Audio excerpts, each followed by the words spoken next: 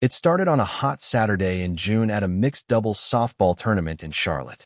I wasn't even planning to go. I had been up late the night before finishing reports for work, and the last thing I wanted was to spend my only free day sweating in a community park. But my friend Kendra wouldn't take no for an answer. "He's going to be there," she said, her eyes twinkling. "The guy I was telling you about.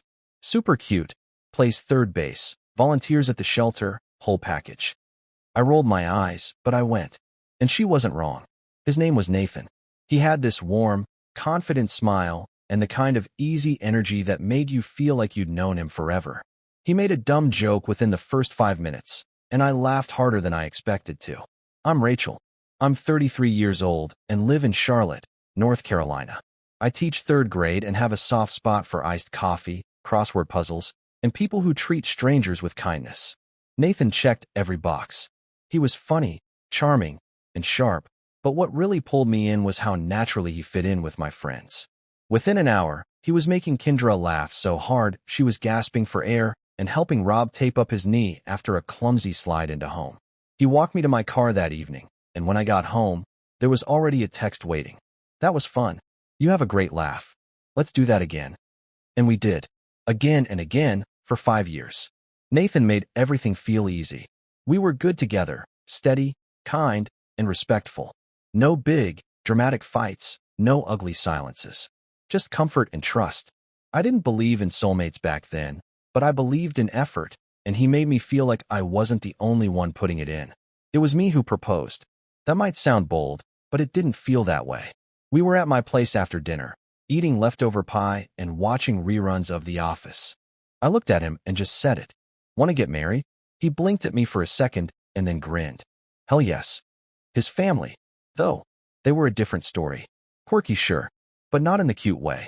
His parents, Janice and Alan, owned a high-end furniture business, glossy showrooms, Italian imports, phrases like curated aesthetic tossed around like sprinkles on a donut. They were obsessed with appearances and money, always going on about legacy and building empires. Every holiday dinner came with at least one offhand comment about the struggle of being first-generation business owners, as if it excused their arrogance. Janice once looked around my tiny apartment and asked if I liked the minimalist lifestyle or just hadn't gotten around to decorating yet. I smiled, gritted my teeth, and said I liked it quiet. I tried to tell myself they were just proud people, that they didn't mean any harm. But that quiet concern about their constant bragging and their not-so-subtle judgment sat in the back of my mind like a warning I didn't want to read. I was 10 when Mom first started tutoring other kids after school. She'd sit at the kitchen table in her work slacks and a wrinkled blouse, her glasses slipping down her nose, walking middle schoolers through equations and essay drafts while our spaghetti boiled on the stove. Back then, I didn't get it. She worked full-time as a high school English teacher. Wasn't she tired? "Some kids just need someone who doesn't give up on them," she'd say, her voice soft, like it was obvious. It wasn't until much later that I learned 2 of those kids were Nathan's siblings. They had been struggling, his brother barely passing math, his sister shut down completely in class after a rough year at home. I only pieced it together years after we got engaged, during a chat with Nathan's aunt who casually mentioned how lucky the kids were to have found someone like your mom back then. I didn't even know she'd been involved. Turned out, my mom had done more than tutor them. She'd lobbied the school board to keep their summer program alive when budget cuts hit. When the board refused, she pulled together her own savings, the fund she'd quietly set aside for new flooring in our kitchen, and donated it to cover the program costs anonymously. The principal told me that part. He still remembered her name 15 years later. She never mentioned any of it to me. After she passed, I found a folder in her nightstand, worn edges, filled with handouts, schedules, a couple photos of smiling kids at a summer reading circle. There were thank you notes, too, crayon-colored and crooked. One of them was from Nathan's sister. "Thank you for believing in me." It broke me, and it made me realize how much of my mother I carried in my own bones. She didn't care about credit. She didn't care if anyone noticed. She just saw a gap and filled it, whether it got her praise or not. That quiet kind of grace, that's what I wanted to live by. When Nathan and I first started talking seriously about marriage, I remember telling him that story. Not all the details, just the way she'd spent her life doing small things with big heart. He nodded, Even said she sounded like someone the world could use more of. But his parents never brought it up. Not once. Even when they bragged about how well his siblings had turned out, or how grit and discipline were what got their family through hard times, they never acknowledged her. Never thanked the woman who had carried part of their legacy on her back in silence. It gnawed at me, quietly. I told myself they probably forgot. That maybe they didn't even realize how much she did. But deep down, I think they knew. I think they just didn't think it mattered. She wasn't flashy. She didn't come from money. And in their world, people like her, people like me, just fade into the background. But I never forgot. I built my life around her values: dignity, sacrifice, empathy. And as I started planning my own wedding, I promised myself one thing: her name would be part of it.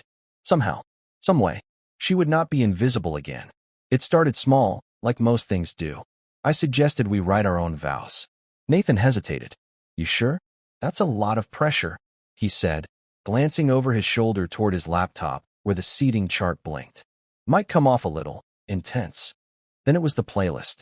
I sent him a list of songs my mom used to hum while grading papers. Norah Jones, Carole King, some old Motown. He skimmed it and said, "Yeah, but wouldn't it be better to pick stuff people actually dance to?" At first, I let it go. I figured wedding planning was stressful, and maybe I was just reading too much into it. But then I brought up the idea of including a small tribute to my mom during the ceremony. Just a photo, maybe a quote in the program, nothing over the top. He looked at me like I'd asked to set off fireworks indoors. "I mean, we already have a lot going on that day," he said slowly. "Don't you think a memorial would be kind of heavy? Weddings are supposed to be happy." "She was my mother, Nate."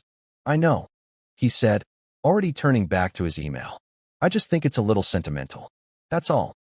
When I mentioned it to Janice, his mother, over coffee, hoping maybe she'd be more supportive, she pressed her lips together and said, "Oh, honey, I just assumed we'd focus on the couple that day. You and Nathan are building a future, not dwelling on the past." I blinked. "She helped your family." Janice tilted her head, clearly feigning confusion. "Did she?" "She tutored Ethan and Chloe. Funded that summer program after the district pulled out." Nathan said. "Oh, right," she interrupted, waving a hand. "Well, that was very kind of her. But we all worked hard back then. We've all made sacrifices." I bit the inside of my cheek. She went on. "And don't take this the wrong way, but there's a reason most people in our circles keep their ceremonies refined. We don't want things to feel too homemade. Nathan's building a name now, and there's a certain image that comes with that. Homemade. Like I was bringing a casserole to a gallery opening." Later that week, I stopped by the showroom where Janice and Alan worked. I had hoped to pick out chairs for the reception, something simple, warm. The assistant walked me through some options, but when Janice spotted us, she slid in, all smiles and soft mockery. "Darling, I think these might be a bit too school teacher," she said, tapping one of the simpler designs. "We need something that says elevated, not elementary." I stared at her, stunned. She knew exactly what she was doing. That night, I told Nathan about it. He laughed. "She's just being playful," he said. "She's got a weird sense of humor. Don't take it so personally." But it was personal. Every decision felt like another quiet erasure. My music? Too sentimental. My mother? Too sad. My background? Not elevated enough. And Nathan? He didn't push back. He didn't stand up for me. He just moved with the current, smiling as it slowly swept me under. It was supposed to be our wedding. But somewhere along the way, it stopped feeling like mine. The rehearsal dinner was held at a country club so polished it felt sterile. The kind of place where linen napkins were folded like origami and nobody dared laugh too loud. Janice and Alan practically lived there on weekends, always going on about their platinum sponsor privileges like it was a birthright. Apparently, they'd cashed in one of those privileges to host our dinner. From the moment I stepped into the entryway, it felt wrong. There were gold-accented welcome signs with Nathan's last name in oversized script, floral arrangements big enough to block half the guest's view, and staff in tuxedos passing around hors d'oeuvres I couldn't pronounce. His mom had insisted on managing the whole thing. "We want the right people to be there," she said when I asked about the guest list. "Clients, business partners, a few press contacts, some of Nathan's colleagues. It's going to be a networking moment as much as a celebration." I had smiled then, politely. But now I stood at the entrance, scanning the crowd, and felt like a prop at my own event. My parents were there, my dad looking stiff in his borrowed suit, my Aunt Linda nervously clutching her purse, but they were tucked away at a table near the back, like overflow seating. Nathan's family, meanwhile, had the center table under the chandelier, packed with sleek-haired women in designer dresses and men with slicked-back hair and loud laughs. I pulled Nathan aside after greeting his cousin for the third time. I still didn't know her name. "Hey, why is my dad seated all the way in the corner?" I asked gently. He looked over, then shrugged. "It's just a layout thing. There weren't a lot of seats near the center. It's not a big deal." "It is to him." Nathan leaned in with that smile he used when he wanted me to drop something. "It's one night. Let's not overthink this, okay?" The night wore on. More toasts were made. None from my side. Janice floated from table to table like she owned the place, and in some ways, maybe she did. I caught her introducing me to one of their friends as Rachel, Nathan's fiancée. "She teaches at one of those public schools. Bless her." One of those public schools. Bless her. I didn't say anything. I just excused myself to the restroom and sat in the stall with my hands in my lap, trying to steady my breath. Nathan never said a word. He smiled when people complimented the setup, nodded when his dad talked about the family's impeccable taste, and laughed along when his mom retold some story about Nathan's childhood triumphs. My name barely came up, and when it did, it felt like an afterthought. That night, I lay awake in bed beside him, staring at the ceiling fan spinning overhead. We were less than 24 hours from becoming husband and wife, and I had never felt more alone. The dinner was winding down when Alan clinked his glass and stood at the center table. "I won't keep you long," he said, smiling like he was about to accept an award. "I just want to say a few words about my son." Everyone quieted. Forks paused midair. Nathan leaned back in his chair, smiling politely, a hand resting on my thigh like a paperweight. Alan launched into a speech about legacy, about grit, about how Nathan had always been a natural leader who made smart, strategic decisions, including, of course, choosing someone who balances him emotionally. He chuckled. "Rachel's a sweet girl," he added, lifting his wine glass toward me. "A little emotional at times, but good-hearted. That kind of thing keeps you grounded, right, son?" I blinked, forcing a tight smile as a few people chuckled. Nathan didn't say a word. Then Janice stood up, gliding across the room like she was presenting at a conference. "I just want to add how proud we are of Nathan," she began, "and how far our family has come. Our business started in a garage, and now look around you." She motioned to the chandeliers, the waitstaff, the glint of polished silver. She turned to me next, smiling like we were best friends. "We're also grateful for Rachel," she said. "She's come such a long way, too. It's not easy adapting to our pace, our world, but she's tried. And we've helped her along the way, little tweaks here and there. Hair, posture, presentation." She laughed, and a few guests followed her lead. Nathan looked at his plate. And as for her background, Janice continued, pausing dramatically. "Well, we don't all come from the same place, do we? Some of us come from humble roots. Her mother, for example, was always involved, always showing up to solve things no one asked her to." That made Alan laugh. "Oh, Janice, remember how she used to just appear at those school events? Always with extra handouts and solutions? It was like she ran the place." Janice smirked. "Yes, she was enthusiastic. Maybe a little pushy, but with the best intentions. We always admired that kind of spirit." People laughed. Light, easy laughter, the kind that fills rooms where no one expects to be challenged. I sat frozen, my spine straight, every muscle locked tight. Pushy, enthusiastic, showing up to solve things no one asked her to. They were talking about my mother, the woman who had tutored their children for free, who had spent her own savings so their kids wouldn't fall behind in the summer, who had never once asked for thanks and never got it. And there they were, twisting her kindness into a punchline. I looked at Nathan, waiting, hoping for him to say something, to stop them, to put a hand up and say, "Hey, that's enough." But he just smiled. He chuckled along with the crowd, rubbing his chin like it was all harmless fun. Something broke inside me then, quietly, cleanly, like a cord snapping under pressure. I didn't speak. Not yet. But I knew. This wedding wasn't happening. Not with him. Not with them. Not after this. I didn't stand up right away. I sat there, still as stone, letting the laughter settle and the clinking of glasses die down. My fingers were wrapped around the stem of my untouched wine glass, and my heart thudded like it was trying to climb out of my chest. Nathan leaned over and whispered, "You okay?" Like I'd just heard a mildly off-color joke. I looked at him, really looked at him. There wasn't even a flicker of discomfort on his face. Not a trace of doubt. Just that same easy grin he wore around his parents. The same one he used when he wanted to stay on their good side. And in that moment, I knew. I set my glass down and stood up slowly. My chair scraped across the floor, making heads turn. I took a breath. "I have something to say," I said, loud enough for the whole room to hear. The room fell quiet again. Even Janice stopped smiling. "You all laughed just now," I said calmly. "You laughed at a story about my mother. A woman who gave everything she had to help others, including this family." Alan shifted in his chair, visibly uncomfortable. Nathan's expression flickered, but he said nothing. "You called her pushy," I continued, my voice steady. "Over-involved. Always showing up when no one asked her to." I scanned the room. "But you didn't mention how she tutored Ethan and Chloe after school when no one else had the time.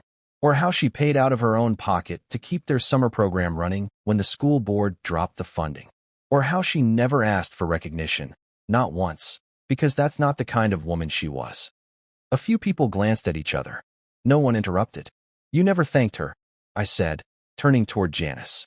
"Not once. You built a business and a legacy on the backs of a lot of people who went unseen, and she was one of them." Janice opened her mouth, but I held up a hand. "Don't. Just don't." Nathan stood up beside me, his voice low. "Ratch, this isn't the time." I turned to him. "You sat there and let them tear her down. You laughed with them." "I didn't mean it like that," he said quickly. "It was just a joke." I cut in. "It was never a joke to me." He reached for my arm, but I pulled back. "I'm not marrying into this," I said. "I can't. I won't." Gasps echoed from different corners of the room. My father stood slowly, uncertain. My aunt's hand flew to her chest. Nathan looked stunned. "You're serious?" I nodded. "I was going to spend my life with someone who let my mother be turned into a punchline. But I won't spend another minute pretending that's okay." I took off my engagement ring and placed it carefully on the tablecloth in front of him. "Give it back to them," I said, my voice low. Then I turned and walked toward the exit. My family followed, quiet, shocked, but behind me. And as I pushed through the heavy double doors into the night air, I didn't feel regret. I felt free. The next morning, I woke up to 14 missed calls and 6 voicemails. All from Nathan. His last text read, "Please talk to me." I didn't know it meant that much. I stared at the screen, letting the silence settle. My phone buzzed again. This time, it was Janice. "We're all very hurt by your outburst last night. You embarrassed Nathan in front of our entire community. I hope you're proud of yourself." Proud? No, but I was no longer ashamed. By noon, he showed up at my apartment. I saw him through the peephole, standing on my welcome mat in a wrinkled button-down, holding a small paper bag like some peace offering. I opened the door, but didn't invite him in. "Can we talk?" he asked softly. I stepped aside, letting him in only because I didn't want to have this conversation in front of the neighbors.